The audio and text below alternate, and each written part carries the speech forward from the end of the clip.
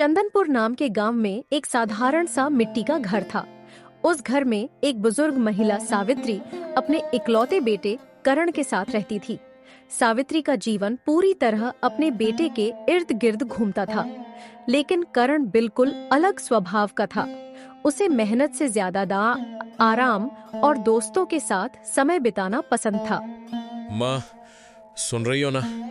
कुछ खाने को है क्या? सुबह से पेट में चूहे दौड़ रहे हैं। करण ने 2-3 बार आवाज लगाई, लेकिन अंदर से कोई जवाब नहीं आया।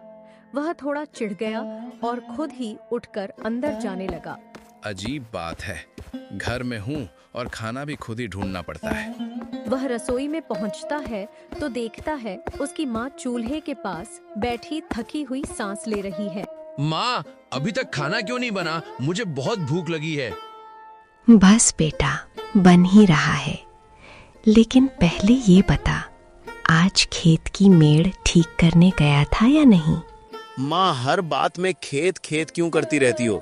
कभी तो मुझे भी चैन से रहने दो। बेटा, वही खेत तो हमारा सहारा है। अगर हम उसे छोड़ देंगे तो घर कैसे चलेगा? दुनिया बदल गई है माँ।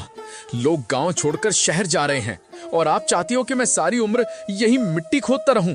इतना कहकर करण बाहर निकल जाता है और आंगन में पड़ी खाट पर जाकर लेट जाता है।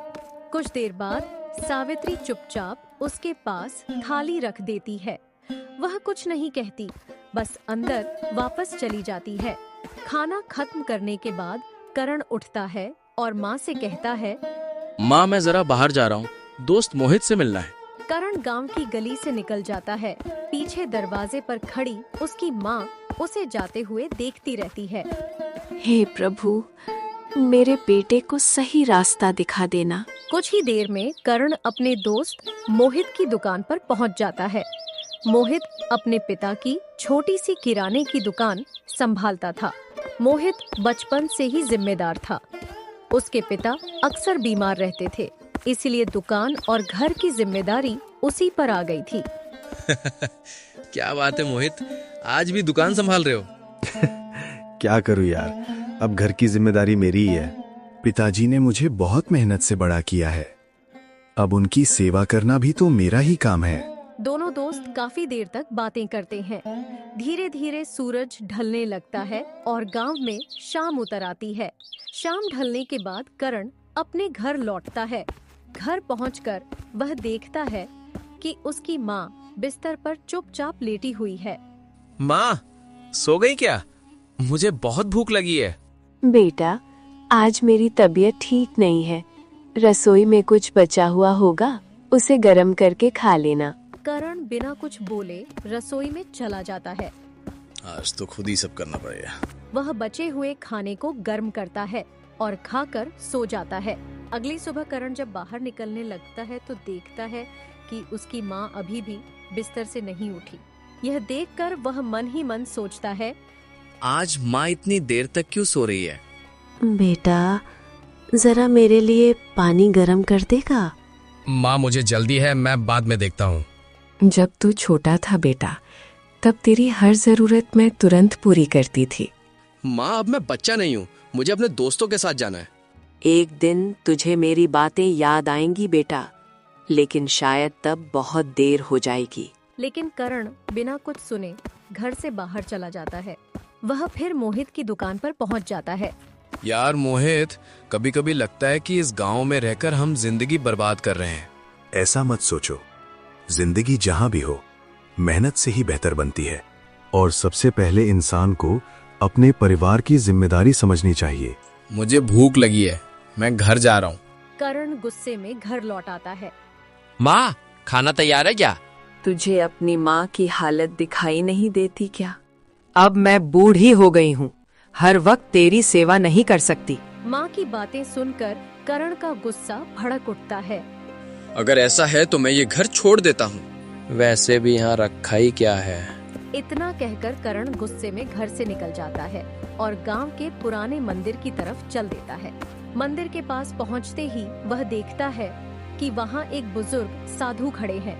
साधु उसे गौर से देखते हैं और कहते हैं, अरे करण बेटा, तुम यहाँ कैसे? तुम्हें तो मैंने कभी मंदिर की सीढ़ियों पर भी नहीं देखा। नहीं पंडित जी, बस ऐसे ही आ गया था, सोचा भगवान के दर्शन कर लूं।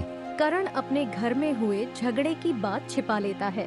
कुछ देर मंदिर के आंगन में बैठने के बाद वह चुपचाप वहां से चला जाता है। रात काफी हो चुकी थी, गांव की गलियां सुनसान हो चुकी थीं। आखिर थक कर करण वापस अपने घर लौट आता है। आ गया बेटा, चल पहले हाथ धो ले, मैं तेरे लिए खाना निकाल देती हूँ। माँ की इस नरमी को देखकर करण थोड़ा हैरान रह जाता है। उसे याद आता है कि उसने शाम को अपनी माँ से कितनी कड़वी बातें कही थीं। थोड़ी देर बाद वह माँ के साथ बैठकर खाना खाता है और फिर अपने कमरे में जाकर सो जाता है। अगली सुबह करण फिर अपने दोस्त मोहित की दुकान की ओर निकल पड़ता है। अरे करण, आज तो सूरज से पहले ही आ गए, क्या बात है? अरे भाई, खेत वेत में क्या रखा है? मिट्टी में पसीना बहाओ और बदले में कुछ खास मिलता भी नहीं। ऐसा मत सोचो यार, मेहनत का फल कभी बेकार नहीं जाता। ठीक है बाबा, अब सुबह सुबह भाषण मत दो, चल एक कप चाय पिला। दोनों दोस्त चाय पीते पीते बातें करते रहते हैं। धीरे धीरे दोपहर का समय हो जाता है। थोड़ी देर बाद करण वहां से उठकर अपने घर लौट आता है। बेटा करण, अगर समय हो तो जरा आंगन के लिए कुछ लकड़ियाँ काट दे, अब मुझसे ये सब काम नहीं होता। अभी तो आया हूँ माँ, थोड़ी देर आराम करने दो, फिर देखेंगे। यह सुनकर सावित्री चुप हो जाती है और बिना कुछ कहे रसोई में चली जाती है। करण खाना खाकर फिर गांव की गलियों में निकल जाता है। रास्ते में गांव के बड़े जमींदार भानु प्रताप सिंह उसे आवाज देते हैं। अरे करण, अगर खाली हो तो मेरे खेत में आ जाओ, कुछ काम है, मजदूरी भी अच्छी मिलेगी। नहीं सेठ जी, मैं मजदूरी करने वालों में से नहीं हूँ। इतना कहकर वह वहां से आगे बढ़ जाता है और फिर मोहित की दुकान पर पहुंच जाता है। अरे, तुम तो अभी घर गए थे, इतनी जल्दी वापस? और सुनो, कभी अपनी माँ की भी मदद किया करो, वो अब बूढ़ी हो चुकी हैं। सबको बस मेरी चिंता रहती है, कभी मुझे भी अपनी जिंदगी जीने दो। मैं तुम्हारा दुश्मन नहीं हूँ, दोस्त हूँ, इसलिए समझा रहा हूँ। कुछ देर बाद करण अचानक सोच में पड़ जाता है। मोहित, एक बात बताऊं, मैं सोच रहा हूँ कि मैं भी कोई छोटा सा काम शुरू करूं। अच्छी बात है, लेकिन क्या करने का सोच रहे हो? यही तो समझ नहीं आ रहा। गांव में फलों की दुकान खोल लो, यहाँ कोई फल बेचने वाला नहीं है। और जगह की चिंता मत करो, मेरे चाचा के पास एक खाली दुकान है। सच में? तो मैं अभी उनसे मिलकर आता हूँ। मोहित से बात करके करण सीधे उसके चाचा के घर पहुंच जाता है। वहां पहुंचकर देखता है कि चाचा चारपाई पर आराम कर रहे हैं। चाचा जी, नमस्ते। अरे करण, कैसे आना हुआ? चाचा, मैं गांव में फलों की दुकान खोलना चाहता हूँ। सुना है आपके पास एक खाली दुकान है। ये तो बहुत अच्छी बात है, काम करना हमेशा अच्छी बात होती है। दुकान तो तुम्हें दे दूंगा, लेकिन किराया समय पर देना होगा। ठीक है चाचा, मुझे मंजूर है। कुछ लोगों से पैसे उधार लेकर करण गांव में एक छोटी सी फलों की दुकान खोल लेता है, लेकिन उसे व्यापार का कोई अनुभव नहीं था। न तो उसे ग्राहकों को संभालना आता था और न ही सही तरीके से फल खरीदना। धीरे धीरे उसका मन दुकान से भी उचटने लगा। पूरा दिन बैठा रहा, एक भी ग्राहक नहीं आया। आखिर वह दुकान बंद कर देता है और घर की ओर चल देता है। अरे बेटा, आज इतनी जल्दी कैसे आ गए? दुकान में कोई आया ही नहीं, लगता है गांव वालों को फल खाना ही पसंद नहीं। शुरुआत में समय लगता है बेटा, हिम्मत मत हारो। ठीक है माँ, मुझे थोड़ा आराम करने दो। इतना कहकर वह लेट जाता है और उसकी माँ चुपचाप रसोई में चली जाती है। बाहर आसमान में बादल छा जाते हैं और हल्की बारिश शुरू हो जाती है। अगले दिन करण फिर अपनी दुकान खोलकर बैठ जाता है। थोड़ी ही देर बाद एक आदमी उसकी दुकान की ओर बढ़ता हुआ दिखाई देता है। दुकान पर जो आदमी आया था उसका नाम हरिया था। वह गांव का पुराना किसान था और अक्सर बाजार से फल खरीद कर लाता था। अरे बेटा करण, सुना है तुमने फल की दुकान शुरू की है, जरा अच्छे फल तौल देना। मुझे 1 किलो सेब, और 1 दर्जन केले दे दो। और हाँ, पहले ये बता, सेब का क्या भाव लगा रखा है? आपके लिए ज्यादा नहीं चाचा, बस 200 रुपए किलो। क्या? इतना महंगा? बाजार में तो इससे कम दाम में मिल रहा है। तू तो गांव वालों को ही महंगा बेच रहा है। लेना है तो लो, नहीं तो आगे बढ़ जाओ। मुझे बहस का समय नहीं है। ठीक है, देखते हैं कितने दिन चलती है तेरी दुकान। इतना कहकर हरिया वहाँ से चला जाता है। धीरे धीरे गांव में करण के व्यवहार की चर्चा फैल जाती है। अब लोग उसकी दुकान से फल खरीदने से बचने लगे। कुछ ही दिनों में दुकान पर रखे कई फल खराब होने लगे। दुकान में कमाई नहीं हो रही थी और ऊपर से दुकान का किराया भी देना था। इसके अलावा करण ने फल खरीदने के लिए कई लोगों से उधार भी लिया हुआ था। करण, अब हमारा पैसा कब लौटाएगा? करण हर बार उन्हें किसी न किसी बहाने से टाल देता, लेकिन ज्यादा दिन तक यह नहीं चल सका। किराया ना देने की वजह से दुकान मालिक ने दुकान बंद करवा दी। एक दिन जब करण गांव की सड़क पर चल रहा था, तभी 2 आदमी उसका रास्ता रोक लेते हैं। करण, अब बहाने मत बनाना, हमारा पैसा चाहिए। अगर आज पैसे नहीं मिले तो अच्छा नहीं होगा। भाई, थोड़ा समय दे दो, मैं इंतजाम कर दूंगा। ठीक है, आज शाम तक पैसे दे देना। उनकी धमकी सुनकर करण डर जाता है। तभी उसके मन में एक गलत विचार आता है। माँ के पास कुछ पुराने गहने हैं, अगर उन्हें गिरवी रख दूं तो पैसे मिल जाएंगे। यह सोचकर वह घर जाता है और चुपचाप अपनी माँ की अलमारी खोल लेता है। वह गहनों की एक छोटी पोटली लेकर गांव के बड़े साहूकार के घर पहुंच जाता है।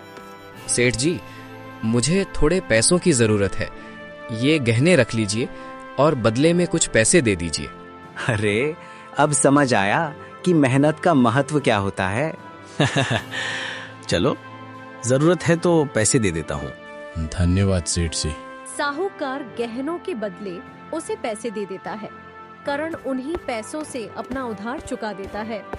लो, अब हिसाब बराबर। कुछ दिन ऐसे ही बीत जाते हैं। एक दिन जब सावित्री अपनी अलमारी खोलती है तो उसे अपने गहने नहीं मिलते। गहने गायब देखकर वह बहुत घबरा जाती है। रास्ते में उसे गांव का मुखिया मिलता है। क्या हुआ बहन, तुम इतनी परेशान क्यों लग रही हो? मेरे गहने गायब हो गए हैं। मैंने उन्हें अपने बेटे के लिए संभाल कर रखा था। एक बात कहूँ, शायद करण ने ही लिए हों। नहीं, मेरा बेटा ऐसा नहीं कर सकता। फिर भी एक बार उससे पूछ लेगा। यह सुनकर सावित्री उदास होकर घर लौट जाती है। कुछ देर बाद जब करण घर आता है तो उसकी माँ उससे पूछती है, करण, सच सच बता, क्या तूने मेरे गहने लिए हैं?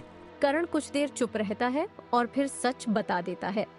तू इतना गिर गया कि अपनी ही माँ के गहने ले गया। मैंने तुझ पर भरोसा किया था। माँ की बातें सुनकर करण गुस्से और शर्म से घर छोड़ देता है। कुछ देर बाद वह अपने दोस्त मोहित की दुकान पर पहुंचता है।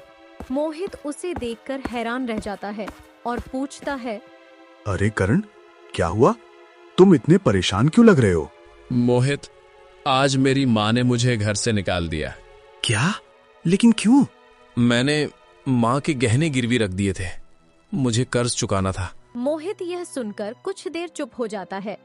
करण, तुमने बहुत बड़ी गलती की। तुम्हारी माँ ने सारी जिंदगी तुम्हारे लिए मेहनत की और तुमने वही गहने बेच दिए जो उन्होंने तुम्हारे भविष्य के लिए संभाल कर रखे थे।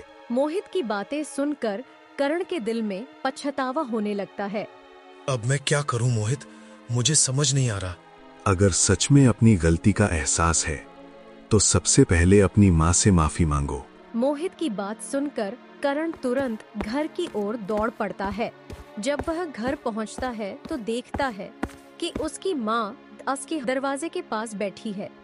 माँ, मुझे माफ कर दो, मैंने बहुत बड़ी गलती कर दी। सावित्री अपने बेटे को रोते हुए देखती है। राघव, तुझे समझने में इतना समय क्यों लगा? मैंने तुझे कभी दुखी नहीं देखना चाहा। माँ, अब मैं सब ठीक कर दूंगा। मैं मेहनत करूंगा और आपके गहने वापस लेकर आऊंगा। उस दिन के बाद करण की जिंदगी बदल जाती है। वह रोज सुबह जल्दी उठकर गांव के लोगों के खेतों में काम करने लगा। धीरे धीरे उसने पैसे जोड़ने शुरू कर दिए। कुछ महीनों की मेहनत के बाद वह आखिरकार जमींदार के पास पहुंचता है। सेठ जी, ये रहे आपके पैसे। कृपया मेरी माँ के गहने वापस दे दीजिए। सेठ पैसे लेकर उसे गहनों की पोटली वापस दे देता है। करण खुशी खुशी घर लौटता है। माँ, देखो, आपके गहने वापस ले आया हूँ। सावित्री यह देखकर भावुक हो जाती है। मुझे गहनों से ज्यादा तुम्हारा बदलना खुशी दे रहा है। उस दिन के बाद करण पूरी मेहनत और ईमानदारी से काम करने लगा। अब वह अपनी माँ का पूरा ख्याल रखता था और गांव के लोग भी उसकी इज्जत करने लगे। समय के साथ करण गांव के सबसे मेहनती युवकों में गिना जाने लगा। इस तरह एक लापरवाह लड़का अपनी गलती से सीखकर एक जिम्मेदार इंसान बन गया। कहते हैं, गलती करना बुरा नहीं, लेकिन अपनी गलती को समझकर उसे सुधार लेना ही असली समझदारी है।